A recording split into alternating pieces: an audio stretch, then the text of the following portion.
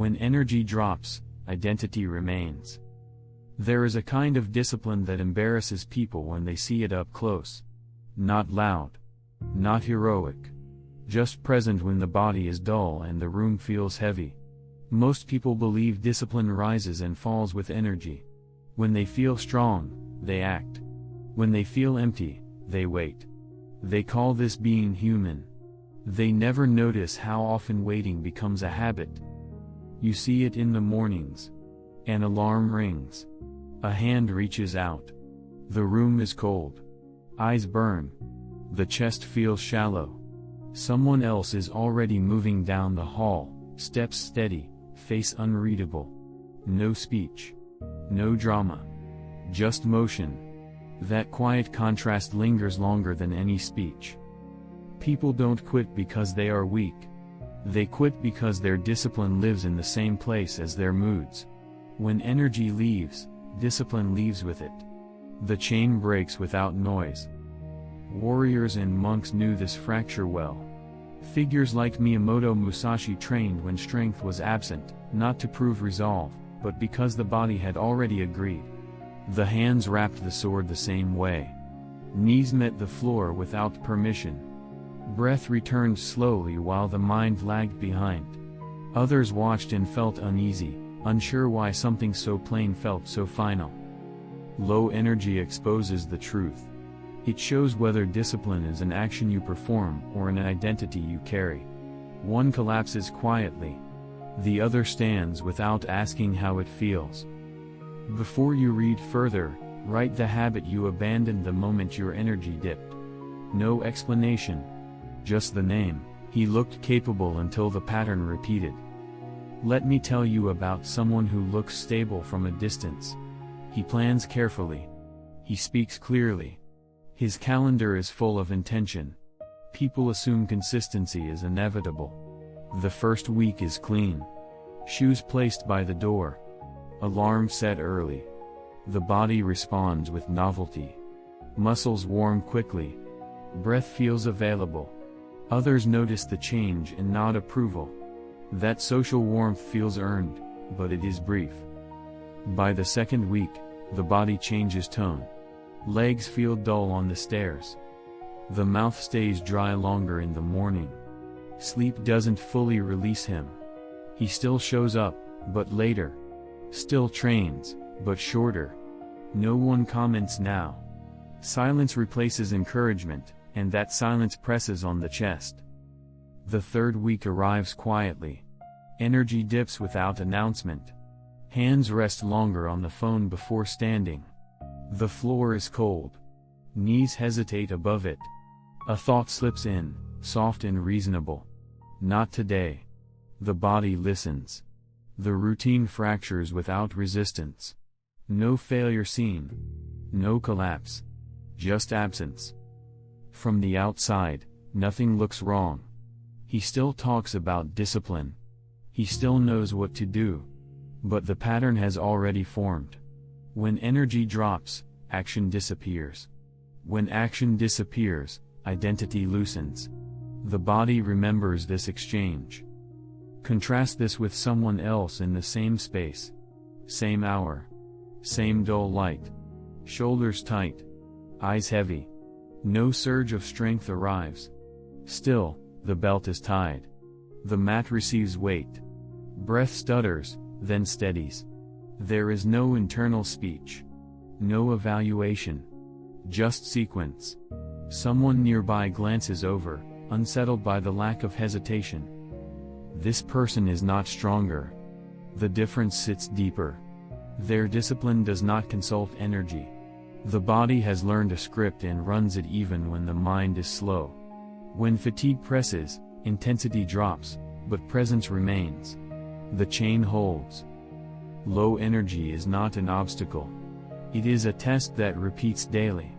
Each repetition teaches the body what kind of person it is allowed to be. One learns that tiredness grants permission. The other learns that tiredness changes nothing. Over time, the first man becomes unpredictable to himself. The second becomes predictable to everyone else. That predictability creates distance. Invitations change. Jokes appear about rigidity. The room subtly reorganizes around someone who does not negotiate. The question is not who has more will. It is whose identity survives the moment energy leaves the room, because that moment comes every day, the quiet negotiation that ruins mornings. This is where most mornings collapse. Not in failure, but in conversation. The body wakes heavy. Eyelids resist. The room smells stale. Cold air presses into the lungs and stays there longer than expected. He sits on the edge of the bed, feet flat on the floor, shoulders rounded. Nothing dramatic happens. Just a pause. Inside that pause, the negotiation begins. Not loud. Not emotional. It sounds reasonable. You trained yesterday. Sleep was short. Work will be long. The body listens because the tone is calm. The fingers curl back into the blanket. The pulse slows. A small relief spreads through the chest. This exchange feels harmless. It wears the mask of care. But the body remembers outcomes, not intentions. Each time the negotiation succeeds, it writes a rule. When tired, we stop. When drained, we delay. That rule settles into the muscles. Watch it happen elsewhere. A man stands in a quiet kitchen before dawn. Kettle cold. Counter hard under the palms. He opens a cabinet, then closes it. Checks the clock. Someone else in the house turns over in their sleep.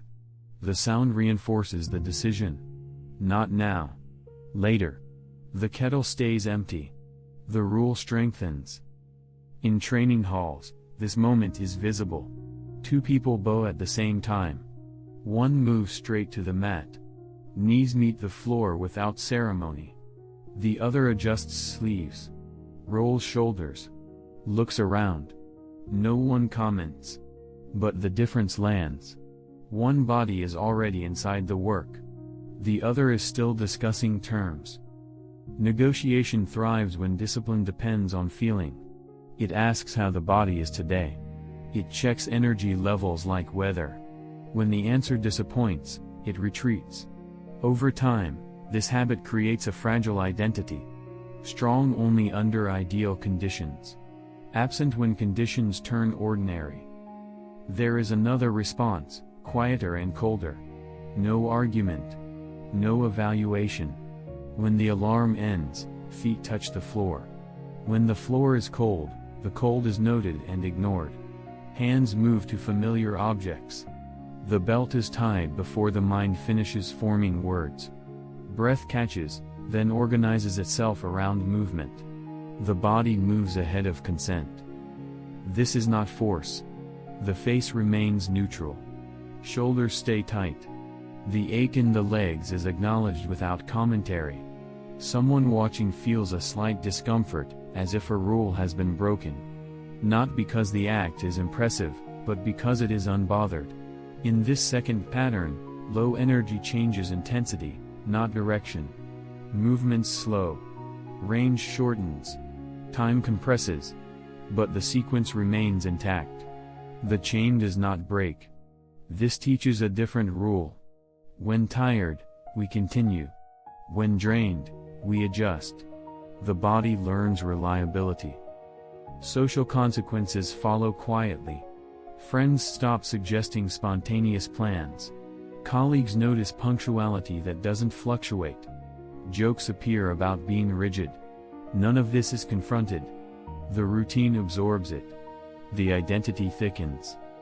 Negotiation never announces itself as the enemy. It feels polite. It feels intelligent.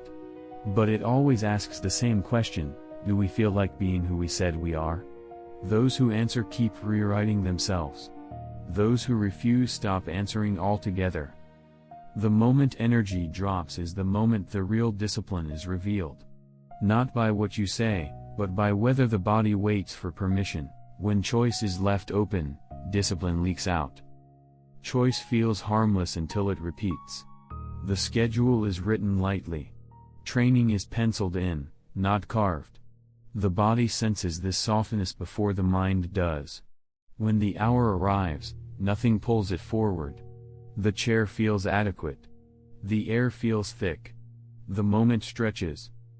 This is where many people believe freedom lies. Options. Flexibility. Listening to yourself. The body receives that message and relaxes its grip. Shoulders drop. The spine rounds. Breath shortens. The room becomes permissive. No one is watching. That makes the decision easier. Elsewhere, the same hour passes differently. The time is fixed. Not debated. The clock clicks forward. Shoes are already waiting. Hands reach for them without urgency. The laces feel stiff. Fingers move anyway. Outside, the light is flat. The body registers it and keeps moving. There is no sense of sacrifice, only sequence. Removing choice does not feel dramatic. It feels dull, repetitive, almost impolite. Others notice it in small ways. You leave gatherings early. You decline explanations. When asked why, your answer is short. The conversation stalls. People exchange looks. Something about the refusal to justify creates distance. In places where discipline is old, choice was never part of the ritual. Monks do not ask if today is suitable for sitting. Warriors do not scan their mood before practice. The body is placed where it belongs, and whatever arrives is handled there. Heat behind the eyes. Tight hips. A dull ache in the legs. All of it stays inside the container. Choice dissolves discipline because it invites negotiation back and through a side door. If today is optional, then tomorrow must argue for itself. The body learns to wait for persuasion. When persuasion fails, stillness wins. Watch the difference over weeks. One person trains when conditions align. Progress appears in bursts. Then stalls. The other trains regardless. Progress looks slower, but it does not reverse. The line continues forward, thin but unbroken. Social friction sharpens here. Friends describe you as predictable. They laugh, but there is an edge to it. Invitations become conditional. Some stop asking. You notice, and the noticing sits quietly in the chest. You do not address it. The routine absorbs that cost. Low energy exposes whether choice still exists. If discipline requires a vote, fatigue always wins. If the decision was made long ago, fatigue becomes background noise. The body understands contracts better than intentions. When choice disappears, discipline stops leaking out through mood and circumstance. It settles deeper, into timing, posture, and expectation. The question that remains is uncomfortable. How many of your routines are still waiting to be decided each day, and how much of your energy is spent pretending that strength, continuity holds when perfection collapses? Low energy exposes another fracture. Not whether you show up, but how you judge what counts. Many routines die on days that are imperfect. The body wakes late. The window for effort narrows. Muscles feel flat. A quiet verdict forms. If it can't be done properly, it won't be done at all. The logic feels clean. The outcome is familiar. You see it in small scenes. A man enters the gym already tired. The room smells of rubber and metal. His shoulders sag. He looks at the clock, calculates what's possible, and shakes his head. Too short. Too rushed. He leaves without touching anything. No one stops him. The body learns that partial effort equals failure. Elsewhere, another person arrives under the same ceiling. Same smell. Same dull ache behind the eyes. They move slower. Weights feel heavier. They choose fewer movements. Less time. No performance. Still, the hands grip something. The skin warms. Breath deepens. When time runs out, they leave without ceremony. The chain remains intact. Continuity does not announce itself as impressive. It looks small. Almost embarrassing. Sitting for 5 minutes when 10 was planned. Writing one line when a page was promised. Stretching quietly when intensity is unavailable. Others might dismiss it as pointless. The body does not. In older traditions, this distinction was protected carefully. A monk with fever still sat, briefly. A warrior with injury practiced footwork in place. Not to progress, but to prevent absence from becoming normal. The body does not understand grand intentions. It understands repetition. Perfection creates a fragile contract. It demands ideal conditions. When those conditions vanish, the contract dissolves. Continuity creates a different agreement. It accepts variation without interruption. The river thins during drought but does not stop flowing. Social friction appears again. Someone notices how often you still show up, even quietly. They comment on it with confusion. Does that even count? The question hangs. You do not answer. The routine answers over time. Low energy days are not meant for improvement. They are meant for maintenance. They exist to teach the body that presence is non-negotiable, even when output is reduced. Intensity can rest. Identity cannot. The cost is subtle. You abandon the comfort of all or nothing. You accept looking unremarkable. You accept days that feel unfinished. This costs ego more than effort. That is why many refuse it. Over weeks, continuity builds something sturdier than motivation. The body begins to expect the action regardless of mood. Absence starts to feel wrong. Not morally. Physically. Like forgetting to brush your teeth. The sensation is mild but persistent. Low energy will always arrive uninvited. The question is not how much you do when it comes. It is whether you allow it to rewrite the rule of who you are allowed to be tomorrow. Decisions made before fatigue speaks. Low energy is rarely the true problem. The problem appears earlier, when nothing is wrong. Most people wait until friction arrives to decide what to do. By then, the body is already compromised. Shoulders tight. Head warm. Patience thin. In that state, every decision feels heavier than it should. Thinking slows. Preference takes over. Watch the familiar failure. Rain hits the windows unexpectedly. Shoes stay dry by the door. The mind starts calculating alternatives. Maybe later. Maybe indoors. Maybe not today. Each option feels reasonable. The delay stretches. Nothing happens. The body records the lesson, obstacles equal pause. Elsewhere, the same rain falls. The sound is sharp on concrete. Air smells metallic. Without thought, the route changes. Inside instead of outside. Shorter instead of longer. The body is already moving before the mind notices the adjustment. No debate occurs because it already ended weeks ago. This difference is invisible until stress arrives. When plans depend on fresh decisions, fatigue becomes a trap. When responses are pre-written, fatigue loses its leverage. In training halls, this shows up quietly. When the room is crowded, one person waits, scanning for space. Another steps aside and practices in place. Knees bend shallow. Weight shifts slowly. The floor is still cold. The breath still works. Someone nearby frowns, unsure if that counts. No answer is given. Pre-decided responses look rigid from the outside.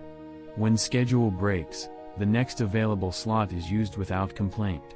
When energy drops, intensity drops with it, not consistency. When pain appears, form changes, not presence. These adjustments happen without narrative. Social tension sharpens again. People expect excuses. They expect frustration. When neither appears, they feel unsettled. You do not match the script. You do not explain yourself. The routine absorbs the moment and moves on. This removes a hidden drain. When the body no longer spends energy deciding, that energy returns to action. Small actions, sometimes unimpressive, but repeated. The pulse steadies faster. The mind arrives later and finds the body already working. Over time, obstacles lose their authority. Weather becomes information, not permission. Fatigue becomes a signal to scale, not stop. Interruptions shorten sessions but never erase them. The chain remains unbroken. Low-energy days are not meant to test creativity. They are meant to reveal preparation. If you must invent a response while tired, you already lost. If the response exists before fatigue speaks, the body follows it automatically. The uncomfortable truth settles here. Most breakdowns blamed on exhaustion are actually caused by indecision. Energy didn't fail first. Structure did. And once the body learns that responses are fixed, it stops waiting for better conditions. It moves inside whatever conditions arrive, quietly closing the gap between intention and action. The body learns before the mind agrees. At some point, something shifts without announcement. The alarm ends and the body is already upright. Not fast. Not eager. Just vertical. Feet find the floor while the mind is still thick. Cold travels up the soles. The spine stacks slowly. Breath feels shallow, then lengthens on its own. There is no decision point left to observe. This is where discipline stops feeling like effort and starts feeling like gravity. Not pleasant. Not unpleasant. Simply present. Earlier, every low-energy morning felt like a test. Now it feels like a known environment. Heavy eyelids. Tight hips. A dull pressure behind the eyes. All familiar. The body recognizes these sensations as part of the routine, not a signal to abort it. Others begin to notice before you do. They comment on how consistent you are, then pause, unsure why the word sounds wrong.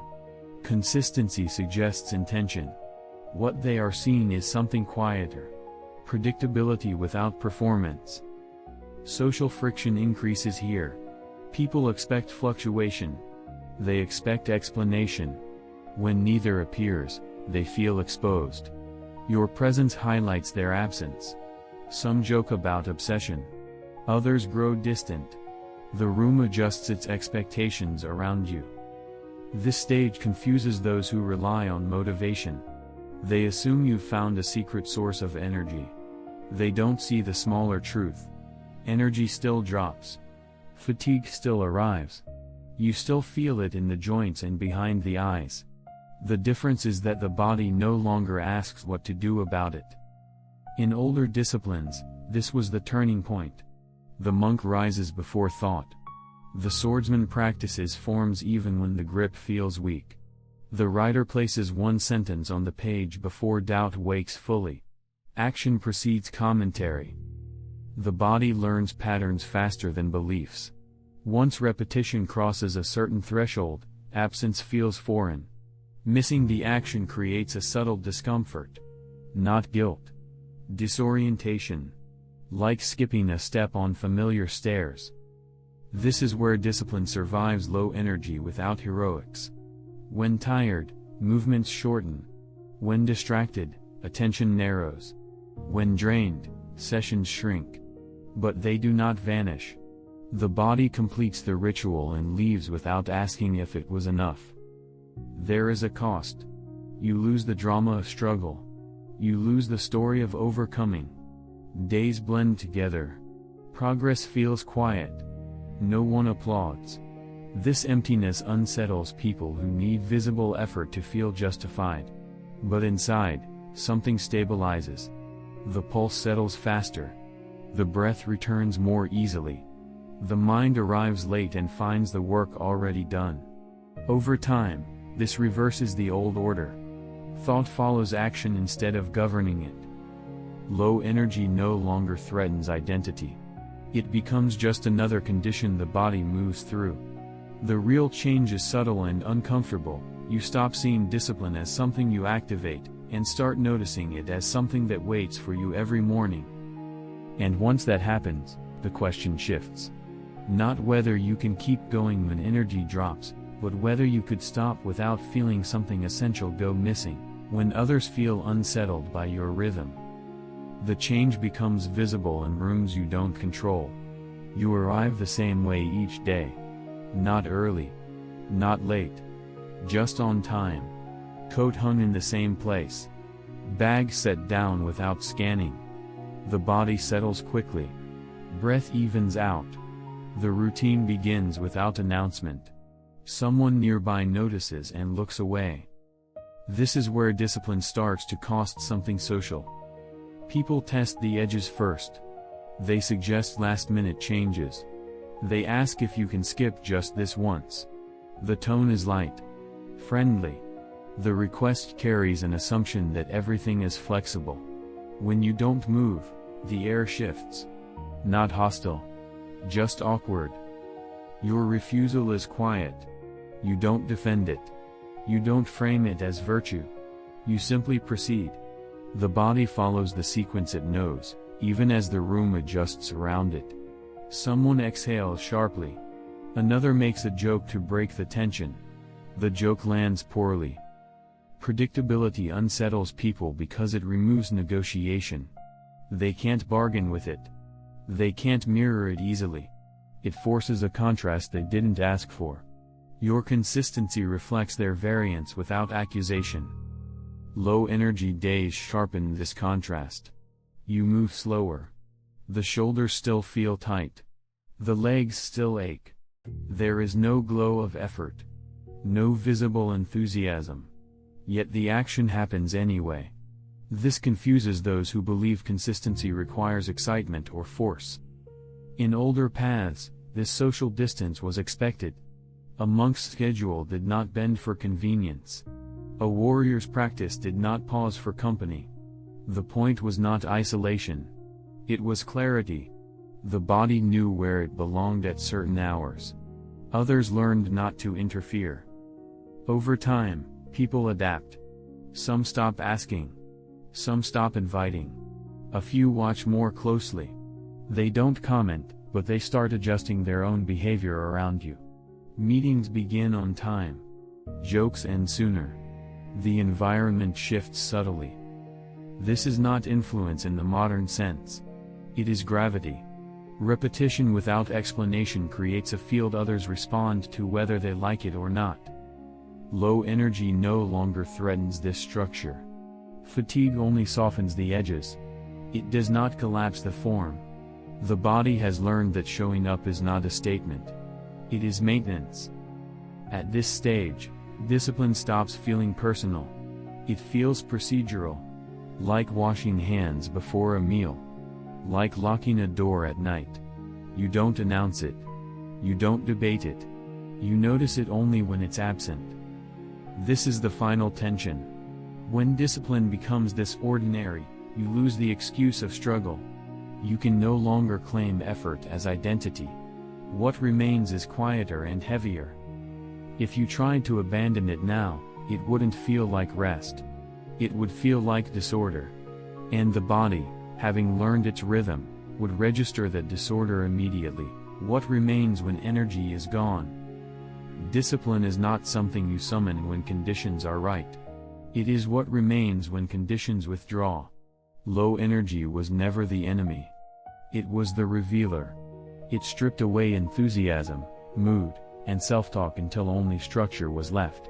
What survived was not effort, but identity. The body moving because this is what it does at this hour, in this place, regardless of how it feels. The strongest person is not the one who pushes through exhaustion. It is the one who no longer consults it. When tired, they move differently, not defiantly. When drained, they reduce scope, not presence.